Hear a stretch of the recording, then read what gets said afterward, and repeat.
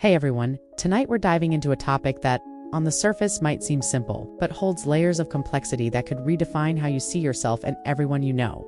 Imagine standing in front of a mirror, but instead of one reflection, you see three, each one slightly different, each one highlighting a unique part of your personality. Now, picture yourself walking into a party. You see a fiery Leo confidently commanding the room, a chill Leo lounging in a corner with a handful of close friends, and another Leo passionately debating art history with a small group. They all share the same sign, the same solar energy, but they couldn't be more different. You probably would unsurvive a full day of trying to categorize every person you meet into just one of 12 boxes, right? It's like trying to fit the entire ocean into a single teacup.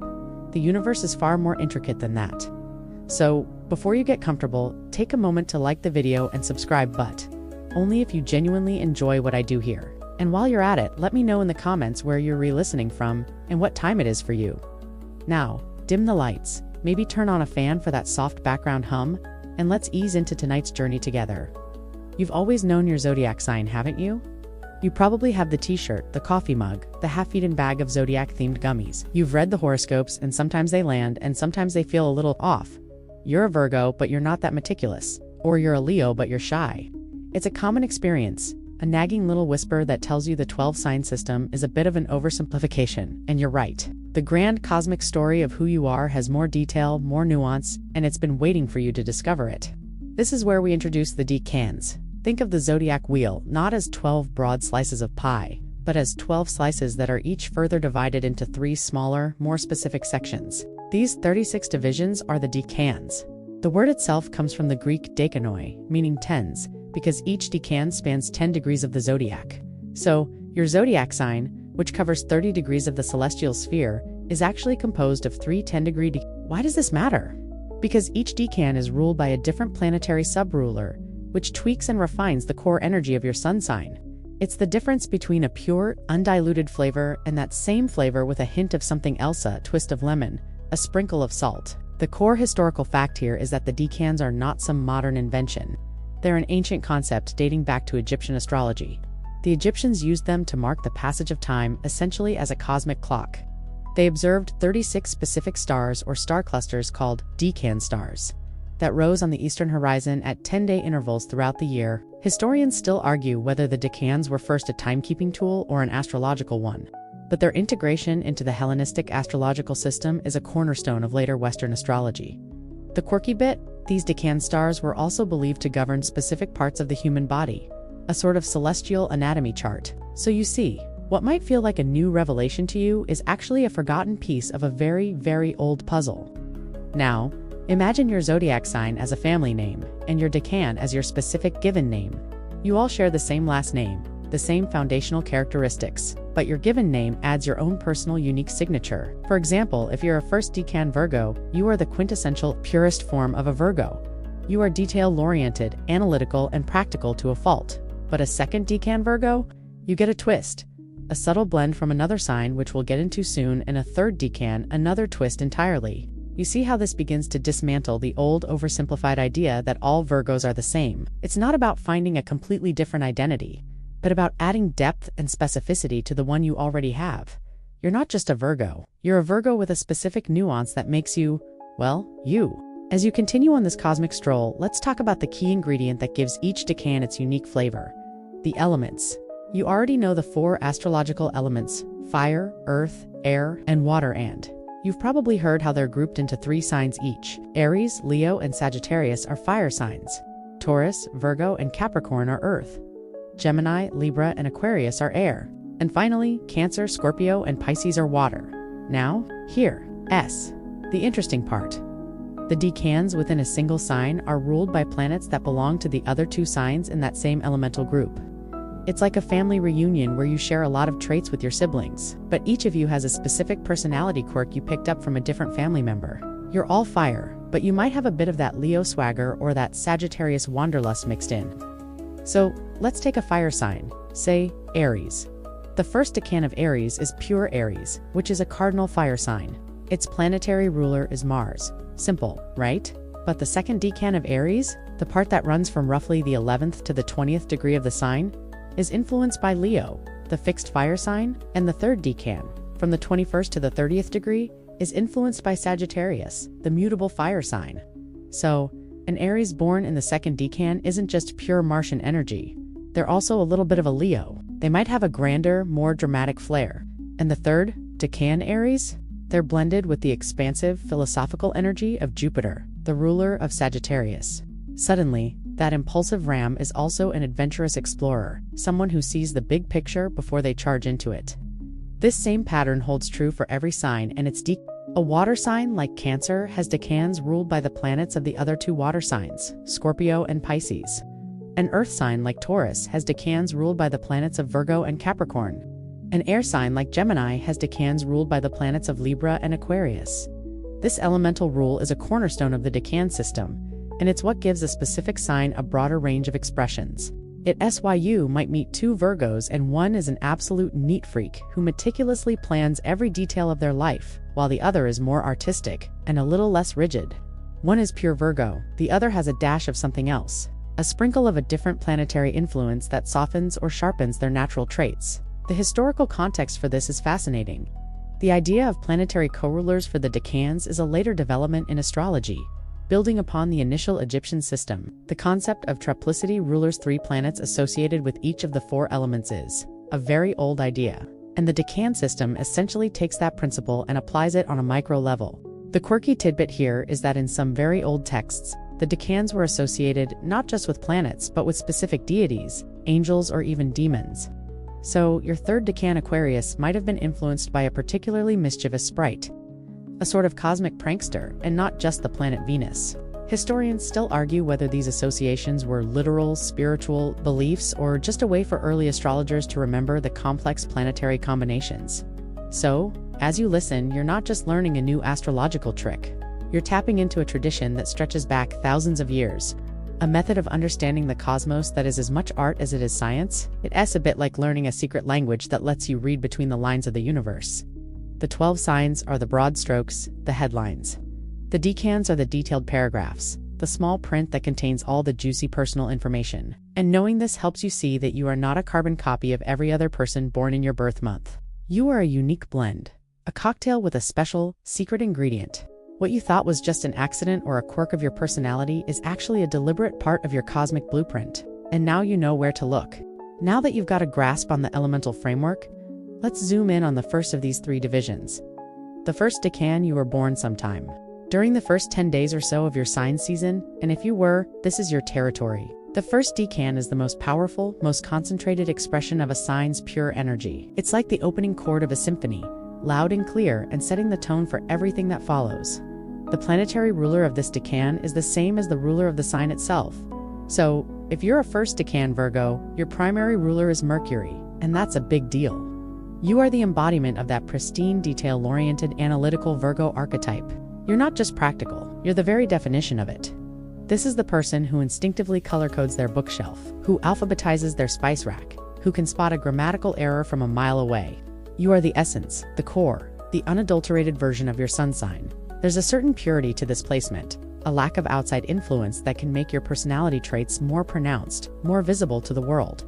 You might find that the general horoscopes, the ones you read in magazines or hear on the morning news, resonate with you more deeply than with others of the same sign. That's because those horoscopes are often written with this pure archetypal energy in mind. They're speaking to you directly. This purity, of course, isn't always a walk in the park. A first decan Aries, ruled by Mars, might be more impulsive and hot-headed than their second or third decan counterparts. A first decan Cancer, ruled by the Moon, might feel their emotions with an intensity that's sometimes overwhelming. But this is the raw material, the foundational energy that everything else is built upon. It's the baseline, the reference point for all the other And a quirky tidbit here, in some ancient astrological systems, the first decan was associated with the physical manifestation of the sign's energy. It was thought to be the most corporeal of the decans, the one that most directly influenced the body and physical health. So a first decan Taurus might literally be more grounded and physically stable, while a first decan Gemini might be more physically restless.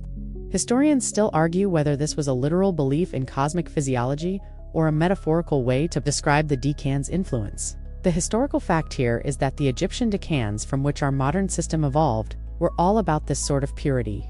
Each decan star was a specific marker, a singular point of light, not a blend of influences. They were a one-to-one correspondence between a cosmic entity and a period of time. It wasn't until later, when Greek and Roman astrologers began to layer on the planetary rulerships and the concept of triplicities, that the decans became more complex. So, when you identify as a first decan, you're tapping into the oldest, most foundational layer of this ancient system.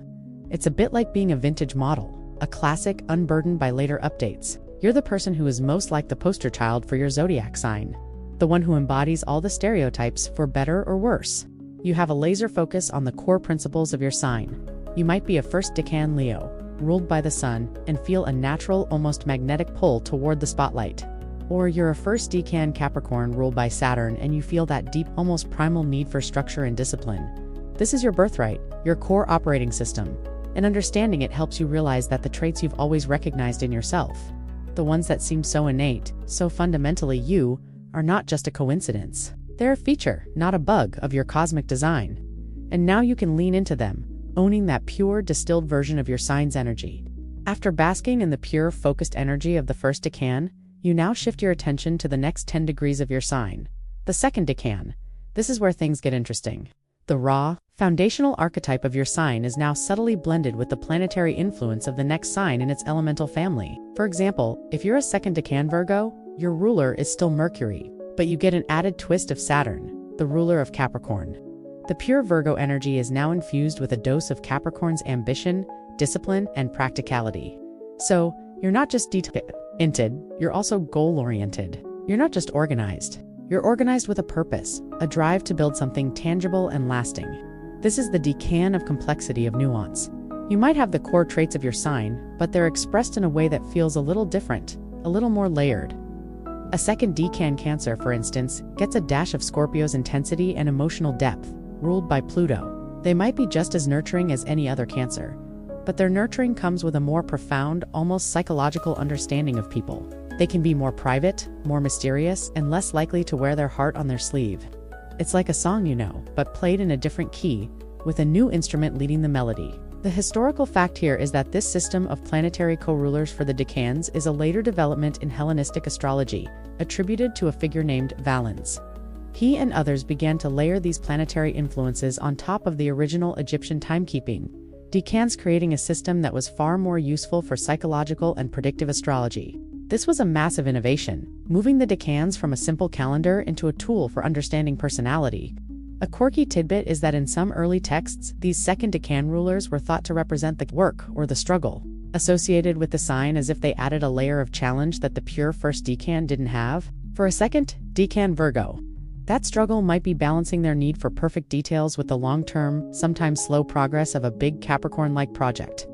Historians still argue whether Valens' system was a completely new invention or a more formalized version of older oral traditions. You might find yourself recognizing this in your own life. Perhaps you're a second decan Libra, ruled by Uranus, the ruler of Aquarius. You have the typical Libra need for harmony and partnership, but you also possess a rebellious streak, a desire to be different or to champion a unique social cause. You're not just about balancing two sides. You're about creating a new, more progressive third way. You might have a knack for technology or a passion for humanitarian efforts that seems to come out of nowhere. But it's not random. It's the subtle but powerful influence of your decan ruler. This is where you realize that the traits you once thought were contradictions in your personality are actually perfectly harmonious. You're a blend, a unique combination of energies that gives you a specific set of strengths and, of course, a few challenges. You're not just a cookie-cutter version of your sign. You're a handcrafted, limited edition model. You're a puzzle with more pieces, which means the final picture is far more interesting. So next time you're reading a horoscope and it doesn't quite fit, remember that you're operating with more information, a deeper layer of complexity. You're not a glitch in the system. You're the system's beautiful, intricate design. Having explored the pure essence of the first decan and the subtle blend of the second, you're now ready to wade into the final, most complex portion of your sign, the third decan. This segment, spanning the last 10 degrees of the sign, is where the core energy is infused with the planetary influence of the third and final sign in its elemental family. It's the grand finale, the final note in the symphony, and it often creates a personality that is a more nuanced, sophisticated expression of the sign's fundamental archetype. Let's return to the Virgo example. A third decan Virgo is still ruled by Mercury, but this time the sub-ruler is Venus, the ruler of Taurus. This is a fascinating combination. You have the analytical, detail-oriented mind of Mercury, but it's tempered and colored by Venus's love of beauty, harmony, and sensory experience.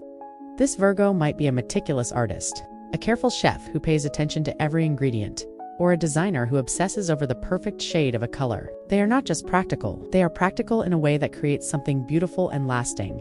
This is a Virgo who cares as much about the aesthetics of their spreadsheet as they do about the numbers inside it.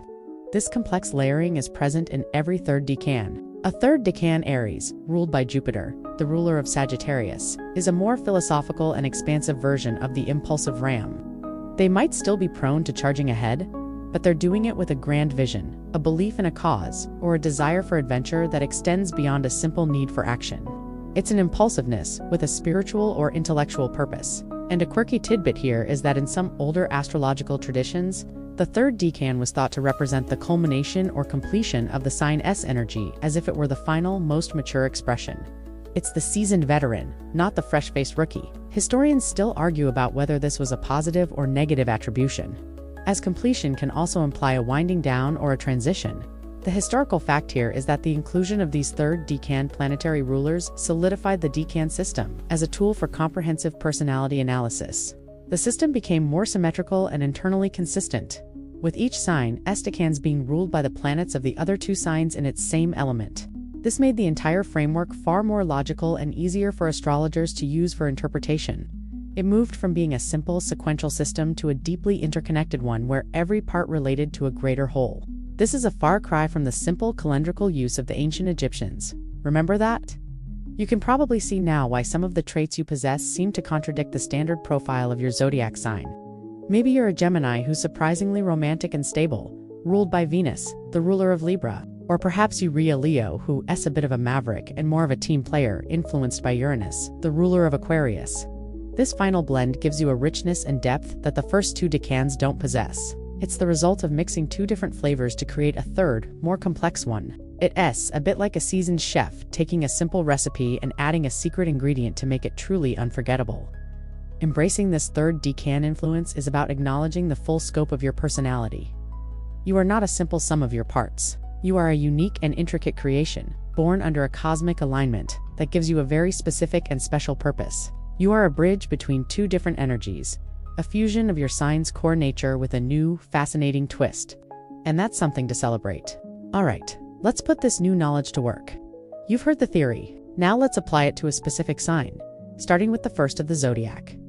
Aries. You know the drill, right? The classic Aries is the cosmic baby, the impulsive ram, the trailblazer who rushes in where angels fear to tread. Their primary ruler is the planet Mars, the god of war, action, and raw energy. This is the archetype of pure, unadulterated fire, the spark that ignites everything else. But within this fiery sign, there are three distinct variations. If you were born from roughly March 21st to March 30th, you are a first decan Aries. You are the quintessential ram, ruled by Mars and Mars alone. Your energy is direct, assertive, and sometimes a little bit blunt. You have a primal drive to start things, to initiate, to move forward. You are the embodiment of that pure Aries archetype, and you probably feel the stereotypes about your sign more acutely than others. You are the leader, the pioneer, the one who takes the first step without a second thought. This can make you incredibly dynamic and courageous, but also impatient and prone to sudden outbursts. It's the purest form of Martian energy, and it's a force to be reckoned with. A quirky historical tidbit about this decan is that in some very early systems it was associated with the head and face, and people born under this decan were thought to be more susceptible to head injuries or headaches. Historians still argue about whether this was a literal medical belief or just a symbolic connection. Now, if you were born from roughly March 31st to April 9th, you're a second decan Aries, and your planetary corollary is the Sun, the ruler of Leo. The pure impulsive energy of Mars is now blended with the regal, confident, and dramatic flair of the Sun. You are still a pioneer, but you're a more charismatic one. You don't just want to start things, you want to be the center of attention while you do it. You have a natural warmth and a need for recognition that I see as present in the first decan. This is the Aries who's a natural performer, who inspires others not just with their courage but with their magnetic personality. You're a leader with a showman's heart, a fighter with a dramatic flair. It's like a shot of pure espresso with a little extra sugar and a flourish. Finally, if you were born from roughly April 10th to April 19th, you are a third decan Aries. Your core ruler is Jupiter, the expansive ruler of Sagittarius.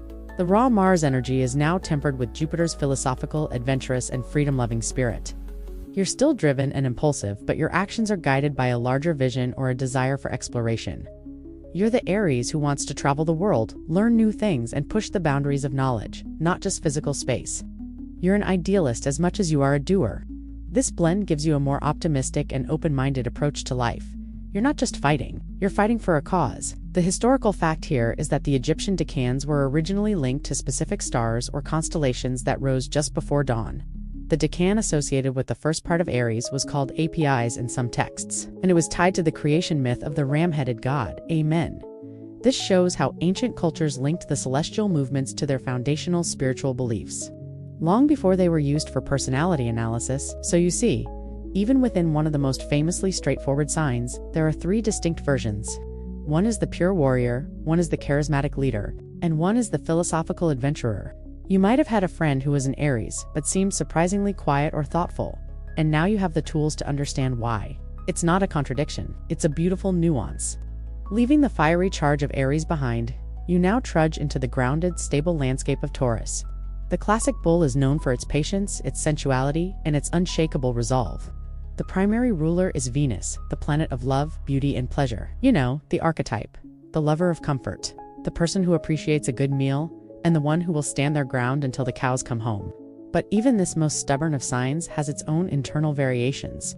If you were born from roughly April 20th to April 29th, you are a first decan Taurus. You are the purest embodiment of Venus's energy. You crave harmony, you appreciate the finer things in life, and your sense of self-worth is deeply tied to your physical comfort and financial security. You are the immovable object, the person who patiently builds their life brick by painstaking brick. This is the Taurus who is a master of routine and a connoisseur of earthly delights. You are the ultimate lover and the ultimate protector of what you have built. The historical fact here is that the Egyptian decan associated with this part of Taurus was called Phineus in some later texts, which was linked to the Greek idea of manifestation or appearance, reflecting how this part of the sign makes the invisible Venusian desires tangible and real. A quirky tidbit is that in some older traditions, people born under this decan were thought to have a natural affinity for gardening and horticulture, as they could physically bring things to life with their patient touch. Historians still argue whether this was a literal belief or a metaphorical one. Now, if you were born from roughly April 30th to May 10th, you're a second decan Taurus, and your planetary corollary is Mercury, the ruler of Virgo. This is a fascinating mix. The sensual, comfort-loving Venus energy is now infused with Mercury's intellectual, analytical, and detail-oriented focus. You're still a bull, but you're a surprisingly thoughtful and meticulous one. This is the Taurus who loves art, but also needs to understand the history and technique behind it. You're patient, but your patience is applied to perfecting a craft or analyzing a financial portfolio. You are not just building for the sake of it, you're building with a detailed plan. This is the person who has a spreadsheet for their vintage wine collection or a meticulously organized workshop for their crafts. You are a grounded thinker, a practical intellectual. Finally, if you were born from roughly May 11th to May 20th, you are a third decan Taurus, and your co-ruler is Saturn, the ambitious ruler of Capricorn. Here, the Venusian desire for comfort and stability is blended with Saturn's drive for structure, discipline, and worldly success. This is the Taurus who is not content with simply having a comfortable life. They want to build an empire. They are the CEO who can outlast everyone in a negotiation, the artist who works relentlessly to master their craft, the person who builds a solid, lasting legacy. Your stubbornness isn't just about holding your ground, it's about a deep-seated need to achieve something significant. This is the bull who will trudge up the mountain for as long as it takes to reach the summit. So you see, not all Tauruses are the same. One is the pure embodiment of comfort and pleasure, another is a thoughtful analyst, and the third is an ambitious empire builder. They all share that core Taurian energy, but it's expressed in three fundamentally different ways. The next time you encounter a Taurus who is surprisingly articulate, or a Taurus who is fiercely ambitious, you'll know exactly what's happening beneath the surface. It's all in the decans, a secret code to their true nature. From the solid earth of Taurus, you now float into the airy, changeable world of Gemini. The cosmic twins are famously known for their wit, curiosity, and dual nature. Their primary ruler is Mercury, the planet of communication, intellect, and movement. The archetype is the eternal student, the social butterfly, the quick-witted master of information. But even a sign so defined by duality has its own internal subdivisions, a fact that makes perfect sense when you think about it. If you were born from roughly May 21st to May 30th, You are a first decan Gemini. You are the purest embodiment of the mercurial archetype. Your mind is always in motion. Your curiosity is insatiable, and you have a natural knack for communication. You are the witty friend, the walking encyclopedia of random facts. The one who can seamlessly talk to anyone about anything. You embody the classic stereotype of the Gemini, for better or worse. You are the quick change artist, the master of multitasking, and the most restless of the twins. The historical fact here is that the Egyptian decan associated with this period was called Sothis, a name also linked to the star Sirius, which was incredibly important for Egyptian calendrical and agricultural cycles. The fact that the decan was so closely tied to a star of such significance shows just how central this part of the zodiac was to ancient life. A quirky tidbit is that in some older astrological systems, this decan was thought to give people a kind of divine restlessness, as if they were cosmically compelled to be on the move. Historians still argue whether this was a positive or negative attribution, as restlessness could be seen as a curse or a gift. Now, if you were born from roughly May 31st to June 10th, you're a second decan Gemini, and your planetary co-ruler is Venus, the ruler of Libra. This blend is where the intellectual and communicative Mercury meets the harmonious and social Venus. The result? A Gemini with a softer edge, a knack for diplomacy, and a deep appreciation for art and aesthetics. You are still witty and smart, but your mind is more focused on human connection and social harmony. You might use your words to charm, to mediate, or to create beautiful things. This is the Gemini who is a natural matchmaker, a talented writer of love letters, or an artist who expresses their ideas through their work. You are a bridge between intellect and emotion, and you use your dual nature to bring people together. Finally, if you were born from roughly June 11th to June 20th, you are a third decan Gemini, and your co-ruler is Uranus, the rebellious ruler of Aquarius. This is the ultimate intellectual rebel. The communicative Mercury is now infused with Uranus's love of the unconventional, the futuristic, and the humanitarian. You are not just curious, you are curious about things that no one else is. You're the Gemini who's an inventor, a futurist, a science fiction writer, or a social activist who uses their words to change the world. Your mind operates on a different frequency. You might seem a little detached or eccentric, but it's because you're already thinking about the next big thing. You are a genius with a cosmic connection, a communicator with a mission. So you see, even the most famously dualistic sign contains three distinct personalities. One is the pure, unfiltered talker. Another is the charming socialite. And the third is the intellectual revolutionary. They all share that core Gemini need for information and connection, but they express it in three wildly different ways. The next time you encounter a Gemini who seems surprisingly quiet, or a Gemini who is fiercely dedicated to a single cause, you'll know it's not a contradiction. It's simply the decans at play. Leaving the whirlwind of Gemini behind, you now step into the watery, moonlit world of Cancer.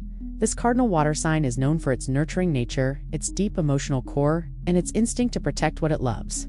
The primary ruler is the moon, the ever-changing orb that governs emotions, intuition, and the tides. The archetype is the cosmic mother, the sensitive homebody who carries a little bit of their sanctuary with them wherever they go. But this deep well of emotion has its own internal currents and hidden depths. If you were born from roughly June 21st to July 1st, you are a first decan Cancer. You are the purest, most unfiltered expression of lunar energy. Your emotions are your guide. Your intuition is your superpower, and your protective instincts are a force to be reckoned with. You are the quintessential Cancerian, deeply connected to your family and your roots. You feel everything profoundly, and your moods can shift as quickly as the tides. This can make you incredibly empathetic and nurturing, but also prone to being a little clingy or overly sensitive. You are the embodiment of that pure, soft-shelled crab who retreats into its home when it feels threatened. The historical fact here is that the Egyptian decan for this period was called Nephthys, a goddess of mourning and the protector of the dead. This shows how ancient cultures linked the stars to their deepest fears and hopes, and in this case, the emotional, protective, and grief-prone nature of Cancer. A quirky tidbit is that, in some older traditions, people born under this decan were thought to have a natural connection to bodies of water, and that they could find solace and clarity near the ocean or a river. Historians still argue about whether this was a literal belief or a metaphorical one. Now, if you were born from roughly July 2nd to July 12th, you're a second decan Cancer, and your planetary co-ruler is Pluto, the ruler of Scorpio. Here, the nurturing, intuitive moon energy is infused with Pluto's intensity, power, and need for transformation. You are still deeply emotional, but your emotions are not as transparent as those of a first decan. You have a hidden depth, a magnetic and mysterious side. This is the Cancer who is a natural psychologist who can read a room with a single glance and who can uncover secrets effortlessly. Your protective instincts are not just about nurturing. They are about guarding and transforming. You are a fiercely loyal protector, and you will fight tooth and nail for those you love. You might seem a little more private or reserved, but beneath the surface there is a powerful emotional current that can move mountains. Finally, if you were born from roughly July 13th to July 22nd, you are a third decan Cancer, and your co-ruler is Neptune, the dreamy ruler of Pisces. This is where the intuitive moon energy meets Neptune's spiritual, imaginative, and sometimes elusive nature. You are the most empathetic and compassionate of the Cancers, and you might have a vivid imagination or a creative gift. Your intuition is not just a feeling, it's a deep spiritual knowing. You might be a natural artist, a musician, or someone who finds solace in a world of fantasy. You're still a homebody, but your home might be in a different dimension. Your nurturing instincts are not just about taking care of others. They are about providing spiritual comfort and emotional healing. You are the gentle mystic, the compassionate healer, and the visionary poet. So you see, not all Cancers are the same. One is the quintessential nurturing homebody, another is the powerful and mysterious protector, and the third is the compassionate dreamer. They all share that core Cancerian sensitivity, but they express it in three wildly different ways. The next time you encounter a Cancer who seems surprisingly intense, or a Cancer who is a bit of a space cadet, you'll know it's not a contradiction. It's the beautiful, layered reality of the Decans at play. From the emotional depths of Cancer, you now step into the warm, dramatic spotlight of Leo. This fixed fire sign is famously known for its confidence, its generosity, and its commanding presence. Its primary ruler is the Sun, the center of our solar system, which gives Leo its natural magnetism and a need to shine. The archetype is the cosmic king or queen, the one who effortlessly commands attention and radiates a joyful warmth. But even this most singular of signs has three different ways of holding court. If you were born from roughly July 23rd to August 2nd, you are a first decan Leo. You are the purest, most undiluted expression of solar energy. Your confidence is a natural extension of your being. Your generosity is a reflex, and your need for the spotlight is as fundamental as breathing. You are the quintessential Leo, the one who enters a room and immediately becomes its center of gravity. This can make you incredibly charismatic and inspiring, but also prone to being a bit of a diva or demanding a little too much attention. You are the embodiment of that pure, radiant Leo archetype.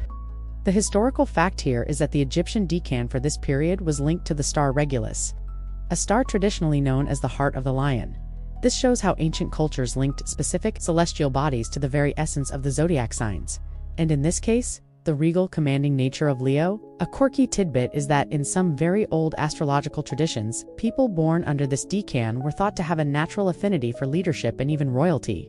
Historians still argue about whether this was a literal belief in cosmic inheritance or a metaphorical way to describe their powerful presence. Now, if you were born from roughly August 3rd to August 12th, you're a second decan Leo, and your planetary co-ruler is Jupiter, the expansive ruler of Sagittarius. Here, the solar energy is infused with Jupiter's philosophical, adventurous, and freedom-loving spirit. You are still a leader, but you're a more open-minded and optimistic one. Your generosity isn't just about giving gifts, it's about sharing knowledge and experience. You're the Leo who wants to travel the world, learn new things, and inspire people with your grand vision. This is a Leo with a bigger stage than just one room. They want to influence the world. You might seem a little less concerned with personal attention and more focused on a grand, meaningful cause. You are a leader with a sense of purpose, a performer with a message. Finally, if you were born from roughly August 13th to August 22nd, you are a third decan Leo, and your co-ruler is Mars, the assertive ruler of Aries. This is where the Sun's confidence meets Mars's raw drive and action-oriented energy. You are the most direct and action-oriented of the Leos. Your confidence isn't just for show, it's a tool for getting things done. You're not just a king or queen, you're a general on the battlefield. You are still generous, but your generosity is expressed through action defending those you love and fighting for what you believe in. This Leo is more of a doer than a talker, more of a warrior than a performer. This can make you incredibly ambitious and brave, but also a little more prone to conflicts. So you see, not all Leos are the same. One is the pure, regal king, another is the expansive, philosophical visionary, and the third is the assertive, action-oriented warrior. They all share that core Leo warmth and confidence, but they express it in three wildly different ways. The next time you encounter a Leo who seems surprisingly quiet, or a Leo who is fiercely dedicated to a single cause, you'll know it's not a contradiction. It's the beautiful, layered reality of the decans at play. After the fiery grandeur of Leo, you now settle into the meticulous, grounded world of Virgo. This mutable earth sign is known for its practicality. its keen analytical mind, and its dedication to service. Its primary ruler is Mercury, the planet of communication and intellect, which gives Virgo its mental acuity and organizational genius. The archetype is the cosmic perfectionist, the one who finds purpose in bringing order to chaos and who sees the beauty in the details. But even this most precise of signs has 3 different ways of expressing its meticulous nature. If you were born from roughly August 23rd to September 1st, you are a first decan Virgo. You are the purest, most unfiltered embodiment of Mercury's intellectual energy. Your mind is a finely tuned instrument, and you have an almost preternatural ability to analyze, categorize, and organize information. You are the quintessential Virgo, the one who is most likely to have a color-coded spreadsheet for their life. This can make you incredibly efficient and helpful, but also prone to overthinking, worry, and a little bit of perfectionism. You are the embodiment of that pure, analytical Virgo archetype. The historical fact here is that the Egyptian decan for this period was linked to the star Spica, which was a key star in ancient agricultural calendars. This shows how early astrology was deeply intertwined with human survival, as it was used to predict planting and harvesting seasons. A quirky tidbit is that in some very old astrological traditions, people born under this decan were thought to have a natural affinity for medicine and healing, as they could meticulously analyze the human body and its ailments. Historians still argue whether this was a literal belief in cosmic healing or a metaphorical way to describe their analytical and helpful nature. Now, if you were born from roughly September 2nd to September 12th, you're a second decan Virgo, and your planetary corollary is Saturn, the ambitious ruler of Capricorn. Here, the analytical Mercury energy is infused with Saturn's drive for structure, discipline, and worldly success. You are still a perfectionist, but your perfectionism is directed toward building something tangible and lasting. You are the Virgo who is not just organizing for the sake of it. You're organizing to build an empire. This is the one who will patiently work on a project for years, meticulously planning every step to ensure its success. You are a grounded thinker with a long-term vision, a practical intellectual with a serious ambition. You might seem a little more reserved or serious than other Virgos, but it's because you're focused on the bigger picture. Finally, if you were born from roughly September 13th to September 22nd, you are a third decan Virgo, and your co-ruler is Venus, the aesthetic ruler of Taurus. This is where the analytical Mercury energy meets Venus's love of beauty, harmony, and pleasure. You are the most artistic and aesthetically minded of the Virgos. Your attention to detail is directed toward creating something beautiful. Whether it's a meticulously decorated home, a piece of art, or a beautifully crafted meal. You might still be a worrier, but you find solace in creating something perfect and lovely. You are a practical dreamer, an artist who uses their analytical mind to create something tangible and beautiful. This is the one who sees the beauty in the details, a perfectionist with an eye for elegance. So you see, not all Virgos are the same. One is the pure, unfiltered analyzer, another is the ambitious planner, and the third is the artistic perfectionist. They all share that core Virgo need for order and service, but they express it in 3 wildly different ways. The next time you encounter a Virgo who seems surprisingly ambitious, or a Virgo who is fiercely dedicated to creating art, you'll know it's not a contradiction. It's the beautiful, layered reality of the decans at play. As you exit the organized world of Virgo, you now glide into the graceful, harmonious world of Libra. This cardinal air sign is famously known for its charm, its sense of justice, and its deep need for balance and partnership. Its primary ruler is Venus, the planet of love, beauty, and diplomacy. The archetype is the cosmic judge, the one who is forever seeking equilibrium and who can see all sides of an issue. But even this sign, so defined by its need for balance, has 3 distinct ways of achieving it. If you were born from roughly September 23rd to October 2nd, you are a first decan Libra. You are the purest, most unfiltered embodiment of Venus's social and aesthetic energy. Your charm is a natural reflex. Your need for harmony is a driving force, and your sense of fairness is a core part of your identity. You are the quintessential Libra, the one who is most likely to be a natural mediator, a gracious host, or a passionate defender of justice. This can make you incredibly popular and a joy to be around, but it can also make you a bit indecisive or overly concerned with what others think. You are the embodiment of that pure, diplomatic Libra archetype.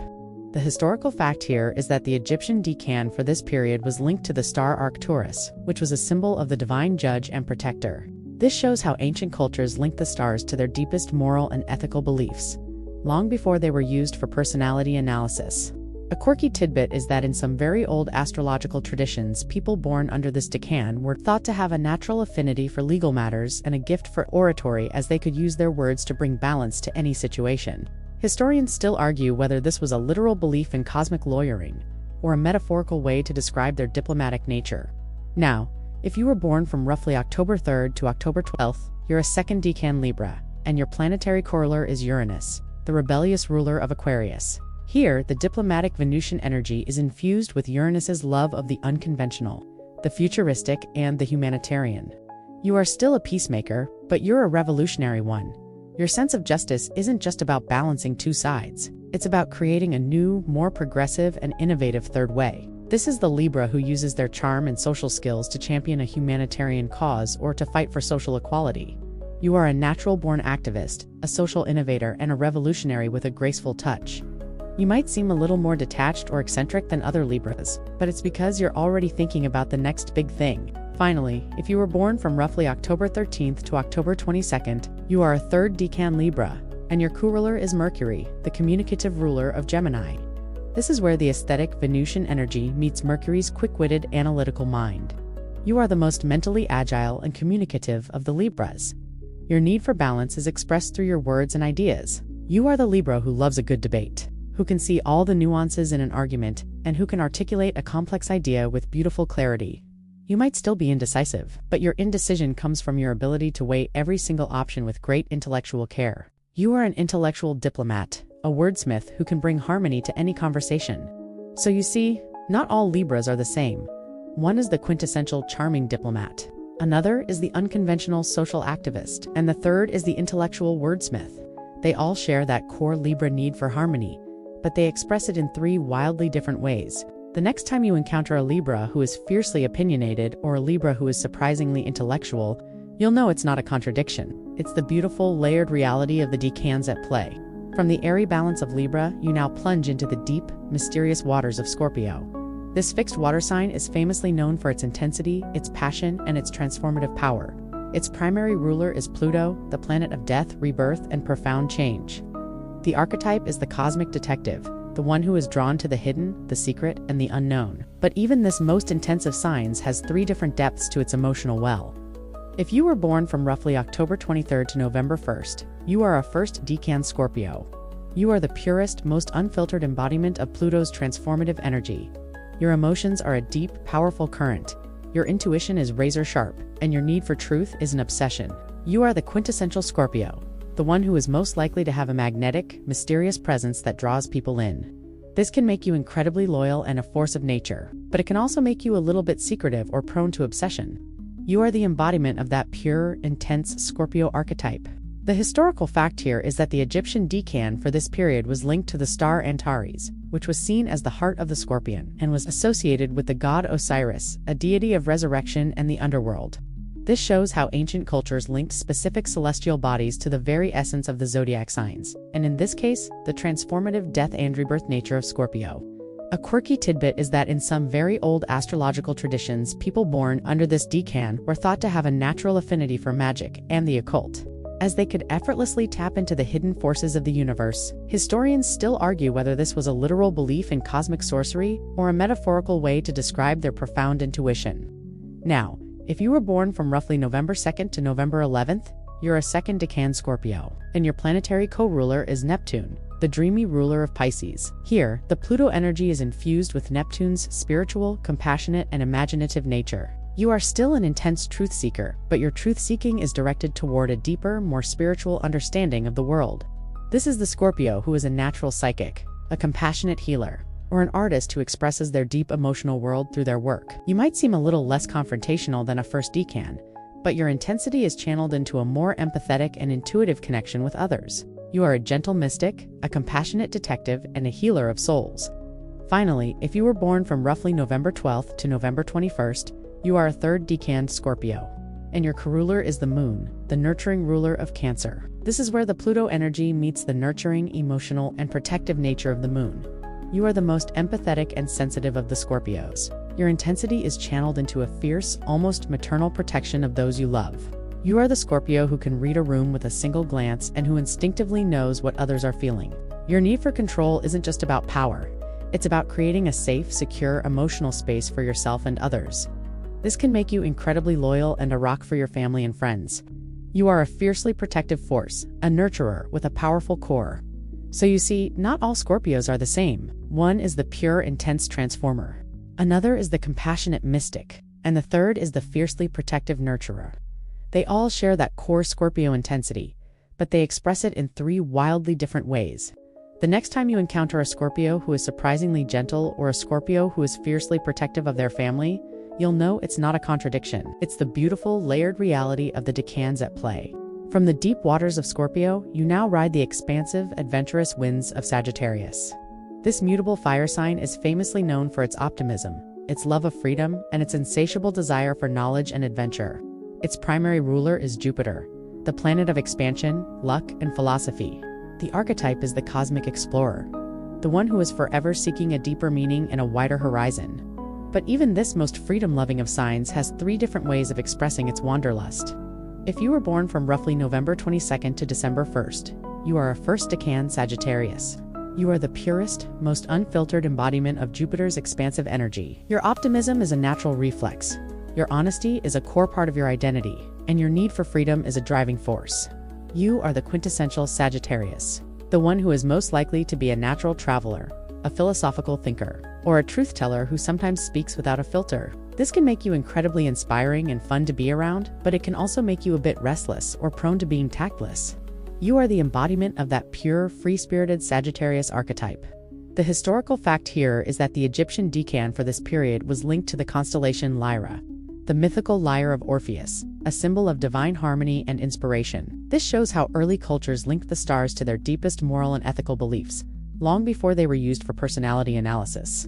A quirky tidbit is that in some very old astrological traditions, people born under this decan were thought to have a natural affinity for music and storytelling, as they could use their words to bring harmony to any situation. Historians still argue whether this was a literal belief in cosmic harmony or a metaphorical way to describe their expansive nature. Now, if you were born from roughly December 2nd to December 11th, you're a second decan Sagittarius, and your planetary co-ruler is Mars, the assertive ruler of Aries. Here, the expansive Jupiter energy is infused with Mars's raw drive, courage, and action-oriented nature. You are still an explorer, but you're an ambitious and direct one. Your search for knowledge isn't just about fun. It's about a need to conquer new territory, to achieve new goals, or to fight for a new cause. This is the Sagittarius who is a natural-born athlete, a competitive debater, or a warrior for a good cause. You might seem a little more blunt or aggressive than a first decan, but it's because you are so fiercely dedicated to your beliefs. You are a truth seeker with a warrior's spirit, a philosopher with a fighting chance. Finally, if you were born from roughly December 12th to December 21st, you are a third decan Sagittarius, and your co-ruler is the Sun, the proud ruler of Leo. This is where the expansive Jupiter energy meets the Sun's confident, creative, and dramatic flair. You are the most charismatic and inspiring of the Your love of freedom isn't just about personal exploration. It's about leading others and inspiring them to find their own truth. You're a natural-born performer, a motivator, and a visionary leader. You might seem a little less concerned with the small details of life and more focused on a grand, meaningful cause. You are an optimistic leader, a creative explorer, and a performer with a message. So you see, not all Sagittarians are the same. One is the quintessential pure adventurer, another is the action-oriented warrior, and the third is the charismatic leader. They all share that core Sagittarius need for freedom and knowledge, but they express it in three wildly different ways. The next time you encounter a Sagittarius who is surprisingly ambitious or a Sagittarius who is fiercely dedicated to a single cause, you'll know it's not a contradiction. It's the beautiful, layered reality of the Decans at play. After the wild freedom of Sagittarius, you now step into the structured, ambitious world of Capricorn. This cardinal earth sign is famously known for its discipline, its practicality, and its relentless climb toward success. Its primary ruler is Saturn, the planet of time, responsibility, and hard work. The archetype is the cosmic CEO, the one who is forever building, planning, and achieving. But even this most grounded of signs has three different approaches to scaling its personal mountain. If you were born from roughly December 22nd to December 31st, you are a first decan Capricorn. You are the purest, most unfiltered embodiment of Saturn's disciplined energy. Your sense of responsibility is a natural reflex, your ambition is a driving force, and your need for structure is a core part of your identity. You are the quintessential Capricorn, the one who is most likely to be a natural leader, a meticulous planner, or a hard worker who will see a project through to completion no matter how long it takes. This can make you incredibly reliable and successful, but it can also make you a little bit rigid or overly serious. You are the embodiment of that pure, ambitious Capricorn archetype. The historical fact here is that the Egyptian Decan for this period was linked to the star Vega, which was associated with the goddess Mat, the Egyptian deity of truth, justice, and cosmic order. This shows how early cultures linked the stars to their deepest moral and ethical beliefs long before they were used for personality analysis. A quirky tidbit is that in some very old astrological traditions, people born under this decan were thought to have a natural affinity for legal matters and a gift for diplomacy, as they could use their words to bring order to any situation. Historians still argue whether this was a literal belief in cosmic lawyering or a metaphorical way to describe their diplomatic nature. Now, if you were born from roughly January 1st to January 10th, you're a second decan Capricorn, and your planetary corollary is Venus, the ruler of Taurus. Here, the ambitious Saturnian energy is infused with Venus's love of beauty, harmony, and pleasure. You are still a hard worker, but you're a more aesthetically minded and pleasure-seeking one. Your ambition isn't just about reaching the top. It's about building an empire that is also beautiful and comfortable. This is the Capricorn who is a natural-born artist, a designer, or a chef who uses their discipline to create something beautiful and lasting. You might seem a little less serious or more sensuous than a first decan, but it's because you see your work as a form of art. You are an ambitious artist, a practical creator, and a builder with an eye for beauty. Finally, if you were born from roughly January 11th to January 20th, you are a third decan Capricorn, and your crew ruler is Mercury, the communicative ruler of Virgo. This is where the ambitious Saturnian energy meets Mercury's quick-witted, analytical mind. You are the most mentally agile and communicative of the Capricorns. Your need for structure and success is expressed through your words and ideas. You are the Capricorn who loves a good debate, who can see all the nuances in a business deal, and who can articulate a complex idea with beautiful clarity. You are a natural-born writer, a strategist, or a leader who uses their words to inspire others. You might seem a little less focused on the physical work and more on the intellectual side of things, but it's because you know that a good idea is the foundation of any empire. So you see, not all Capricorns are the same. One is the quintessential pure leader, another is the artistic builder, and the third is the intellectual strategist. They all share that core Capricorn need for success, but they express it in three wildly different ways.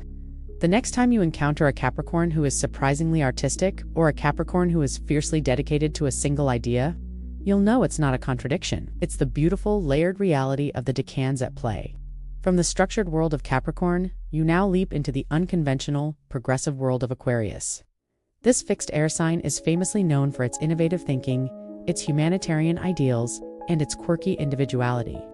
Its primary ruler is Uranus, the planet of change, revolution, and unexpected flashes of genius. The archetype is the cosmic visionary, the one who is forever looking to the future and challenging the status quo. But even this most unique of signs has three different ways of expressing its rebellious nature. If you were born from roughly January 20th to January 29th, you are a first decan Aquarius. You are the purest, most unfiltered embodiment of Uranus's unconventional energy. Your mind is a fountain of brilliant, off-the-wall ideas. Your need for freedom is a driving force, and your individuality is a core part of your identity.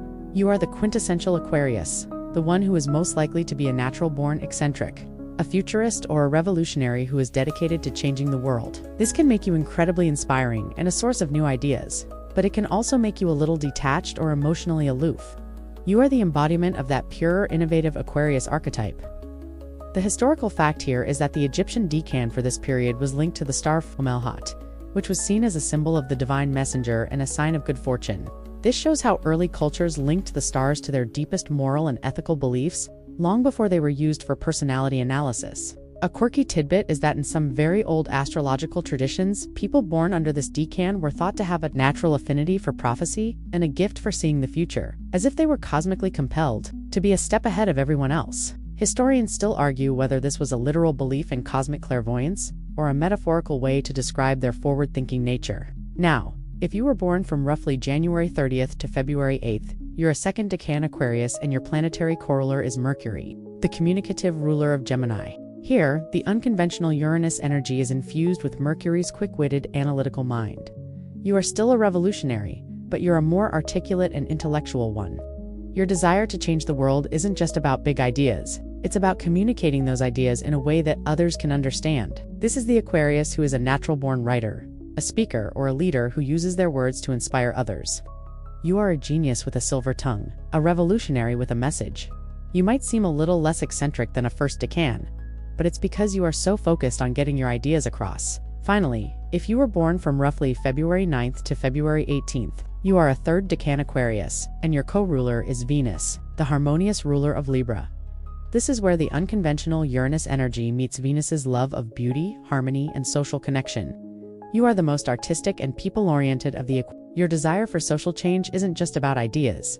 It's about creating a more beautiful and harmonious world for everyone. You are the Aquarius who is a natural-born artist, a designer, or a social organizer who uses their creativity to bring people together. You might seem a little less detached than a first decan, but it's because your innovative ideas are always rooted in a deep love for humanity. So you see, not all Aquarians are the same. One is the quintessential, pure visionary, another is the intellectual communicator, and the third is the artistic humanitarian. They all share that core Aquarius need for freedom and innovation, but they express it in three wildly different ways. The next time you encounter an Aquarius who is surprisingly social, or an Aquarius who is fiercely dedicated to a single idea, you'll know it's not a contradiction. It's the beautiful, layered reality of the decans at play. From the revolutionary ideas of Aquarius, you now drift into the dreamy, boundaryless world of Pisces. This mutable water sign is famously known for its empathy, its intuition, and its deep connection to the spiritual and creative realms. Its primary ruler is Neptune, the planet of dreams, illusions, and divine inspiration. The archetype is the cosmic mystic, the one who is forever swimming between reality and fantasy. But even this most elusive of signs has three different ways of expressing its watery nature. If you were born from roughly February 19th to February 28th, you are a first decan Pisces. You are the purest, most unfiltered embodiment of Neptune's dreamy energy. Your empathy is a natural reflex. Your intuition is a superpower, and your imagination is a boundless ocean. You are the quintessential Pisces, the one who is most likely to be a natural-born artist, a compassionate healer, or a spiritual seeker who is deeply connected to the unseen world. This can make you incredibly creative and sensitive, but it can also make you a little bit of a space cadet or prone to escapism. You are the embodiment of that pure, ethereal Pisces archetype. The historical fact here is that the Egyptian decan for this period was linked to the constellation Pegasus, the mythical winged horse. This shows how ancient cultures linked the stars to their deepest moral and ethical beliefs, long before they were used for personality analysis. A quirky tidbit is that in some very old astrological traditions, people born under this decan were thought to have a natural affinity for magic and the occult, as they could effortlessly tap into the hidden forces of the universe. Historians still argue whether this was a literal belief in cosmic sorcery or a metaphorical way to describe their profound intuition. Now, if you were born from roughly March 1st to March 10th, you're a second decan Pisces, and your planetary co-ruler is the Moon, the nurturing ruler of Cancer. Here, the dreamy Neptune energy is infused with the Moon's emotional, protective, and nurturing nature. You are still a dreamer, but your dreams are rooted in a deep love for others. You are the most empathetic and sensitive of the Pisceans. Your intuition isn't just a feeling, it's a deep, almost maternal need to take care of others. This is the Pisces who is a natural-born nurturer, a compassionate friend, or a healer who uses their creativity to help others. You might seem a little more emotionally grounded than a first decan, but it's because your creativity is always channeled into a deep love for humanity. Finally, if you were born from roughly March 11th to March 20th, you are a third decan Pisces, and your co-ruler is Pluto, the intense ruler of Scorpio. This is where the dreamy Neptune energy meets Pluto's transformative, powerful, and mysterious nature. You are the most intense and transformative of the Pisceans. Your empathy isn't just about feeling what others feel. It's about a deep, almost psychic need to uncover the hidden truths of the world. You are the Pisces, who is a natural-born detective, a psychologist, or an artist who uses their creativity to explore the darkest corners of the human psyche. You might seem a little less ethereal than a first decan, but it's because your dreams are always rooted in a deep, almost primal need to understand the world. So you see, not all Pisceans are the same. One is the quintessential, pure visionary. Another is the emotional nurturer, and the third is the intense detective. They all share that core Pisces need for empathy and intuition, but they express it in three wildly different ways. The next time you encounter a Pisces who is surprisingly grounded, or a Pisces who is fiercely dedicated to a single idea, you'll know it's not a contradiction. It's the beautiful, layered reality of the decans at play. Now that you've journeyed through the three decans of every zodiac sign, you've probably realized that this system is far from a modern gimmick. It's a key that unlocks a deeper, more nuanced understanding of astrology. But where did this key come from? Let's take a quick historical detour back in time. The concept of decans is ancient, predating the familiar Greco-Roman zodiac by millennia. You have to travel all the way back to ancient Egypt, specifically the Middle Kingdom period. Around 2042–1782 BCE, the Egyptians were masters of both astronomy and agriculture, and their lives were deeply tied to the rhythms of the Nile River and the changing seasons. The Decans were born out of a need for a reliable, night-based timekeeping system. The sun was great for telling time during the day, but what about the night? The solution lay in the stars. The Egyptians observed 36 specific stars or small star clusters that rose sequentially on the eastern horizon just before dawn at 10-day intervals throughout the year. These were their Decan stars. Each star ruled a 10-day period, and they were used to mark the passage of time. A simple, elegant cosmic clock. Historians still argue whether the Decans were first a timekeeping tool or an astrological one, but their integration into the Hellenistic astrological system is a cornerstone of later Western astrology. The quirky bit, these Decan stars were not just used for timekeeping, they were also seen as divine beings. Each Decan star was associated with a specific deity, and people believed that these deities governed both the time of day and the fate of those born under their influence. For example, a Decan star might be associated with the god Anubis, and people born under that star might be thought to have an affinity for the hidden or the mysterious. Just as a Scorpio, which is a Decan sign of Anubis, would be. This is a far cry from the modern idea of a simple personality trait. It was a complex system of cosmology, time, and spirituality all rolled into one. When the Greeks encountered this system, they didn't just copy it. They integrated it into their own cosmology, which was centered on the 12 signs of the zodiac. They took the 36 Egyptian decans and neatly divided them into the 12 zodiac signs, with 3 decans per sign. They also began to associate each decan with a specific planet, creating the planetary co-ruler system we just discussed. This was a massive innovation that turned the decans from a simple calendar into a tool for comprehensive personality analysis. It's a bit like taking a sundial and turning it into a Swiss watch. The original function is still there, but the complexity and utility have been greatly enhanced. So you see, when you learn about your decan, you are not just learning a new astrological trick. You are tapping into a tradition that stretches back thousands of years, a method of understanding the cosmos that is as much art as it is science. It's a bit like learning a secret language that lets you read between the lines of the universe. The 12 signs are the broad strokes, the headlines. The decans are the detailed paragraphs, the small print that contains all the juicy personal information. And knowing this helps you see that you are not a carbon copy of every other person born in your birth month. You are a unique blend, a cocktail with a special, secret ingredient. What you thought was just an accident or a quirk of your personality is actually a deliberate part of your cosmic blueprint. And now, you know where to look. With the historical groundwork laid, you can now see the decan system not as a novelty, but as a time-honored tradition. So, what happened to it? For a long time, the decans, while never truly disappearing from astrological practice, faded into the background, largely overshadowed by the simpler 12-sign system. The rise of pop astrology in the 20th century, with its focus on easy-to-digest horoscopes for a mass audience, favored the broad strokes of sun signs over the nuanced details of decans. It's a bit like a fast food chain replacing a 5-star restaurant. Both serve a purpose, but one is about speed and accessibility, while the other is about depth and complexity. But in recent years, you've probably noticed a quiet resurgence. Modern astrology is in the midst of a renaissance, fueled by the internet and a new generation of practitioners and enthusiasts. People are no longer content with a one-size-fits-all approach. They want to know the why behind their personality, the specific cosmic ingredients that make them unique. And this is where the decans have re-emerged from the shadows, offering a more satisfying answer. The historical fact here is that this resurgence is largely digital.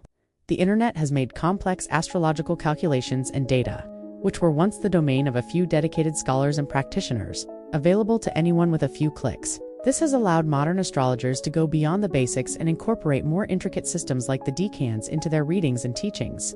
It's a bit like an old forgotten library suddenly being digitized and made accessible to the entire world. A quirky tidbit is that some of the most popular modern astrological apps and websites like CoStar and The Pattern use complex algorithms that incorporate more than just your sun sign. They are, in a sense, using the same principles as the decans to provide more nuanced readings, even if they don't use the term explicitly. Historians still argue whether this is a genuine return to tradition or just a modern marketing gimmick. So, how are decans being used today? For one, They're being used to provide more accurate and personalized horoscopes. Instead of a general horoscope for all Virgos, a modern astrologer might provide 3 different horoscopes, one for each decan, giving you a reading that feels far more specific to your personal experience. They are also being used in deeper one-on-one consultations. When an astrologer looks at your birth chart, your decan adds a crucial layer of information. It tells them not just what your sun sign is, but how that sun sign's energy is expressed in your personality. It asks the difference between saying you re a leader and saying you re a leader with a more empathetic, nurturing style. This renewed interest in the decans is a sign of a broader shift in our collective consciousness. We are moving away from simple categories and toward a more holistic, interconnected understanding of ourselves. We want to know that we are not just a single, static entity, but a dynamic, layered, and complex being.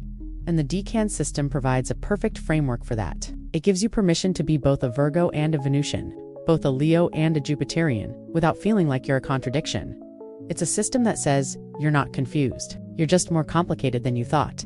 And in a world that often wants to put you in a box, that's a truly liberating idea. Now that you've seen how the decans are a returning force in modern astrology, you're probably wondering, how does this all fit into the bigger picture of my own life? You're not just a sun sign, and you're not just a decan. You're a complex tapestry of planetary influences, and your decan is a crucial thread in that weave. This is where we talk about the natal chart. Your natal chart, or birth chart, is a snapshot of the sky at the exact moment and location of your birth. It's a map of your cosmic DNA showing where every single planet was located in the zodiac at that precise moment. Your sun sign is just one piece of this massive puzzle. Think of your sun sign as your core identity, your main operating system, but your decan is like a specialized application that runs on top of it, giving your core identity a unique function. For example, if you're a first decan Capricorn, your core identity is a hard-working, ambitious go-getter. But your natal chart might also show that your moon is in a dreamy sign like Pisces, and your Mercury is in an airy sign like Gemini. This creates a fascinating combination. A hardworking CEO who has a deep, intuitive understanding of people and a brilliant, quick-witted mind for communication. Your decan is the perfect bridge between your sun sign and the rest of your chart, showing you how your core energy is expressed. The historical fact here is that the decan system has always been a tool for layered interpretation. In ancient Hellenistic astrology, for example, the decans were often used in conjunction with planetary aspects, the angles and relationships between the planets in your chart. The astrologer would look not just at your sun sign, but at its decan ruler, and then see how that decan ruler was aspected by other planets. This added a level of specificity and detail that was impossible with just the 12-sign system alone. A quirky tidbit is that some very old texts suggest that the decans were not just about personality but about physical fate. For example, a second decan, Virgo, ruled by Saturn, might have been thought to be more susceptible to Saturnian ailments, like bone or tooth issues. Historians still argue whether this was a literal belief in cosmic physiology or a metaphorical way to describe the decan's influence. When a modern astrologer looks at your chart, they're not just looking at your sun sign. They're looking at your sun's decan, your moon's decan, your Mars's decan, and so on. This creates a complex web of influences that provides a more holistic and nuanced picture of who you are. It's like looking at a person with a single spotlight versus looking at them with multiple spotlights, each one highlighting a different facet of their being. The first gives you a basic outline, but the second shows you all the intricate details, the subtle shadows, and the beautiful highlights. So you see, your decan is not just a footnote, it's a co-pilot, a crucial part of your cosmic journey. It's a key that unlocks a deeper understanding of how your sun sign's energy is expressed in your life. It's the reason why two people with the same sun sign can have such different personalities. It's a reminder that you are not a carbon copy of every other person born in your birth month. You are a unique and intricate creation born under a cosmic alignment that gives you a very specific and special purpose, and that's something to celebrate. You've now seen how the decans add a layer of personal insight to your natal chart, but let's make this even more practical. How does knowing your decan influence something as tangible as your career path? You know the old astrological truisms. A Libra should be a judge, a Gemini, a writer, a Capricorn, a CEO, but those are just the headlines. Your decan is the fine print, and it can illuminate a specific professional niche that is perfectly aligned with your unique cosmic blend. Let's take our favorite example, the Virgo. You're a third, decan Virgo, ruled by Venus. You're still detail-oriented and analytical, but your decan gives you a love of beauty and harmony. So, while a first decan Virgo might be a meticulous accountant, and a second decan a serious research scientist, you, the third decan Virgo, might find your calling as a graphic designer, a fashion editor, or a master chef. Your professional purpose isn't just about order, it's about creating something beautiful and functional. Your Venusian streak doesn't make you any less of a Virgo, it simply refines your professional purpose. The historical fact here is that in ancient Mesopotamian astrology, which influenced later systems, the decans were not just about personality, but were also used for vocational guidance. Specific decans were associated with different trades and professions, and people would consult astrologers to find out which decan they were born under to choose the right career path. It was a form of cosmic career counseling. A quirky tidbit is that in some very old texts, a particular decan was said to be ruled by a celestial scribe, and people born under that decan were thought to have a natural gift for writing and record keeping, a belief that, probably, led to the modern association of certain signs with writing. Historians still argue whether this was a literal belief in cosmic vocational guidance or a metaphorical way to describe the decan's influence. Now, let's look at another example. You're a first decan Leo, ruled by the sun. Your natural charisma and need for the spotlight might make you a natural actor or a performer.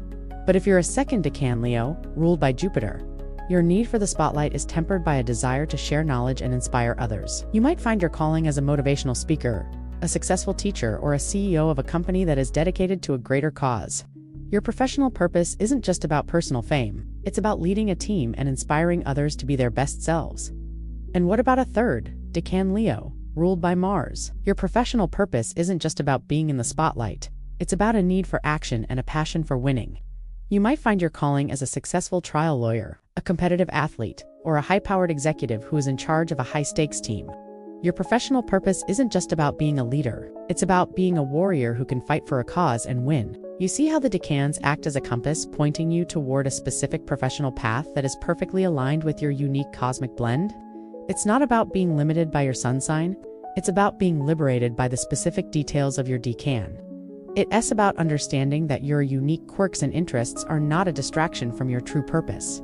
They are a signpost to it. So next time you're thinking about your career, don't just ask yourself, what would a Virgo do? Instead, ask yourself, what would a third decan Virgo do? The answer might just surprise you. After considering your personal and professional life, it's time to apply your new knowledge to one of the most complex areas of all relationships. You've probably seen it 1,000 times. Two people with the same sun sign, but they have completely different relationship dynamics. Why does a Taurus date an Aries so well, while another Taurus seems to clash with them at every turn? The answer, as you've probably guessed by now, lies in the decans. They are the subtle but powerful force that can make or break a relationship. Let's take the classic astrological pairing of a Libra and an Aries. Traditionally, they are opposite signs, which can create a lot of passion but also a lot of conflict. A first decan Libra, ruled by Venus, is all about harmony and peace, while a first decan, Aries, ruled by Mars, is all about action and a little bit of a fight. This can be a challenging pairing, a constant push and pull between two very different energies. But what if you're a second decan Libra, ruled by Uranus, and your partner is a third decan Aries, ruled by Jupiter? Suddenly, the dynamic is completely different. The Libra's need for harmony is tempered by a desire for unconventional ideas, and the Aries' need for action is tempered by a desire for philosophical adventure. This isn't a simple love-hate relationship. It's a dynamic partnership where both people are constantly pushing each other to grow and explore new ideas. The historical fact here is that the decans were used for centuries in synastry, the art of comparing to birth charts to determine compatibility. Ancient astrologers would not just look at the relationship between the two sun signs, but also at the relationship between their decan rulers. This provided a far more nuanced and accurate picture of the compatibility between two people. A quirky tidbit is that in some very old texts, a particular decan was said to be ruled by a celestial Cupid, and people born under that decan were thought to have a natural gift for love and relationships, a belief that probably led to the modern association of certain signs with romance. Historians still argue whether this was a literal belief in cosmic matchmaking or a metaphorical way to describe the decan's influence. Now, let's look at another example. You're a first decan Gemini, ruled by Mercury, and you're dating a first decan Virgo, also ruled by Mercury.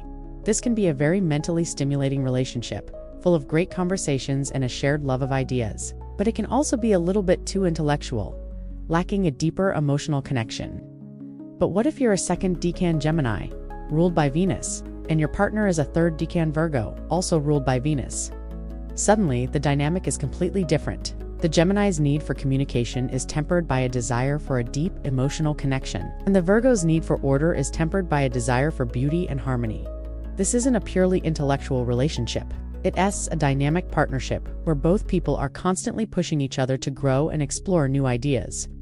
You see how the Decans act as a secret code in relationships? They can explain why two people with the same sun sign can have such different relationship dynamics. It's not about being limited by your sun sign, it's about being liberated by the specific details of your decan. It's about understanding that your unique quirks and interests are not a distraction from your true purpose. They are a signpost to it. So next time you're thinking about your relationships, don't just ask yourself, what would a Gemini do? Instead, ask yourself, what would a second decan Gemini do?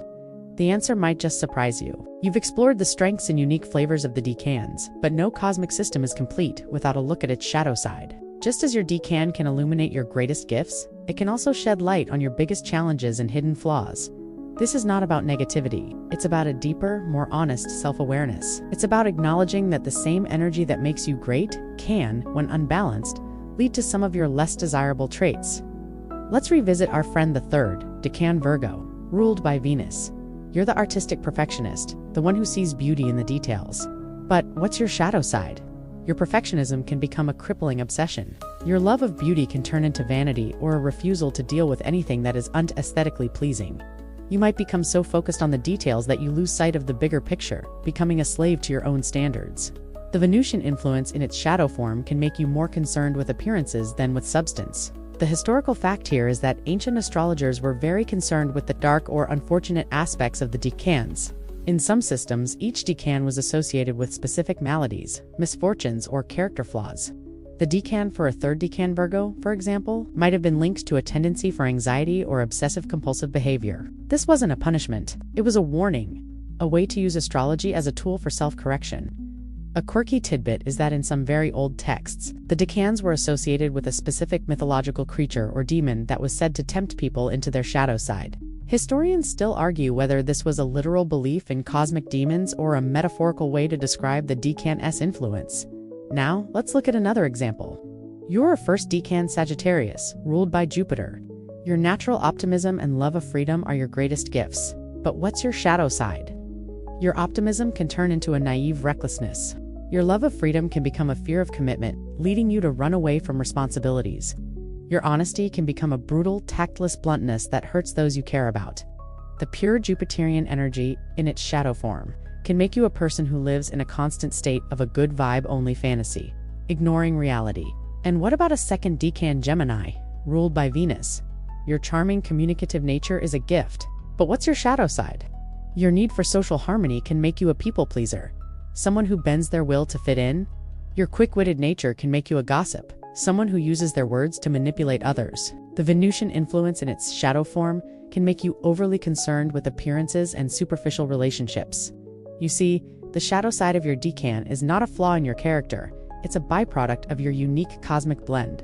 It's a reminder that your greatest strengths can also be your greatest weaknesses. Understanding your shadow side is the first step to mastering it. It's about learning to balance your decan's energy, to use its gifts for good, and to consciously work against its pitfalls. It's about accepting that you are not perfect, and that's okay, because your flaws are just as much a part of your cosmic blueprint as your gifts. Having navigated the strengths and shadows of the decans, you're probably wondering what the future holds for this ancient system. You've already seen its resurgence, but this is just the beginning. As technology and our understanding of the universe evolve, so too will our use of the decan. They are poised to become a cornerstone of the next generation of astrological practice, moving us further away from simple sun sign stereotypes and into a more personalized and predictive future. One of the most exciting developments is the integration of decans into new astrological models and digital tools. Instead of just a simple birth chart, you're seeing apps and websites that provide a more detailed analysis, a sort of cosmic MRI of your personality. These tools are using complex algorithms to not only calculate your decan, but also to show how your decan interacts with every other planet. In your chart, creating a dynamic, real-time picture of your personality and your life, it's like a personalized weather report, but for your soul. A quirky tidbit is that some of these new digital tools are even using machine learning to find new correlations and patterns between decans and real-world events, a sort of cosmic data analysis that's light years beyond what a human astrologer could do on their own. Historians still argue whether this is a genuine step forward for astrology or a purely technological one. The historical fact here is that this is not the first time astrology has evolved. The ancient Egyptians had a purely observational system. The Greeks and Romans added planetary rulers. The medieval astrologers added the concept of aspects and houses. And now, in the 21st century, we are adding a new layer of complexity, one that is powered by our modern understanding of technology and data. This is not about a new fad, it's about the natural evolution of an ancient art form. It's about a return to the roots of astrology, a time when it was a respected form of science and a tool for understanding the universe. The future of Decans in astrology is about more than just personality. It's about using them to understand our collective future. Astrologers are beginning to use decans to analyze historical events, to understand global trends, and to predict what's coming next. For example, by looking at the decan of a particular solar eclipse, an astrologer can provide a more detailed and accurate forecast of its effects on the world. It's a bit like a meteorologist who not only knows it's going to rain, but also knows the precise time, location, and intensity of the downpour. So you see, your decan is not just a key to your own personality. It's a key to understanding the world around you. It's a reminder that we are all interconnected, that our individual lives are part of a larger cosmic tapestry. It's a tool that can help us navigate the complexities of modern life, to find our place in the universe, and to understand that we are not just a single, static entity, but a dynamic, layered, and complex being, and that's a truly powerful idea. You've journeyed from the ancient Egyptian sky to the modern digital landscape. You've unpacked every sign, and you've seen how the three decans can create a nuanced, complex portrait of a single zodiac archetype. You've also learned that this system is not a new fad, but an ancient and returning tradition, a key that unlocks a deeper, more honest self. So where do you go from here? The final step is to take this knowledge and integrate it, to embrace your decan's truth. You are not a generic version of your sun sign. You are a unique blend, a special edition, a cosmic cocktail with a secret ingredient.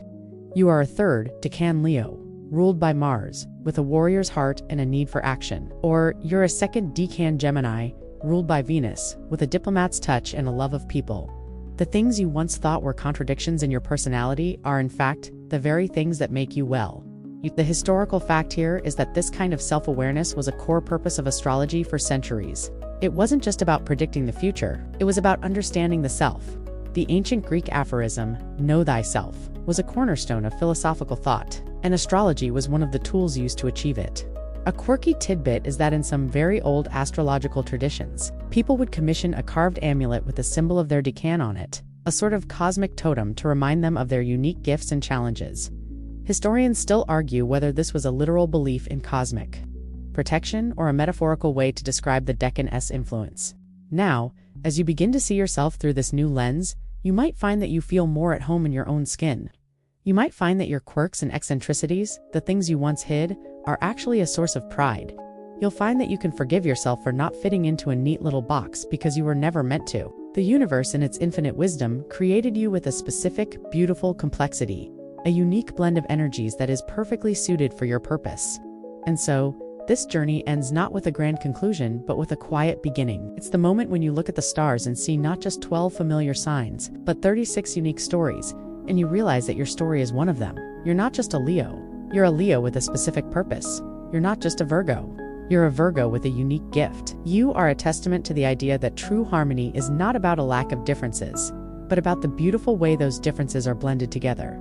You've done the work. You've listened. You've thought. And now, you can rest. The sounds of the night, they're softening now, becoming a gentle hum, a low, steady thrum that resonates deep in your chest. ... You are safe here, a small, perfect part of a vast cosmic pattern. The images of the stars and planets begin to blur, melting into soft watercolor light, the faint glow of distant suns, a gentle, calming presence that wraps around you like a warm blanket. There's nothing left to do. ... Nothing left to worry about. The journey is complete, and you are exactly where you need to be, just floating ... at peace ... in the quiet, gentle darkness.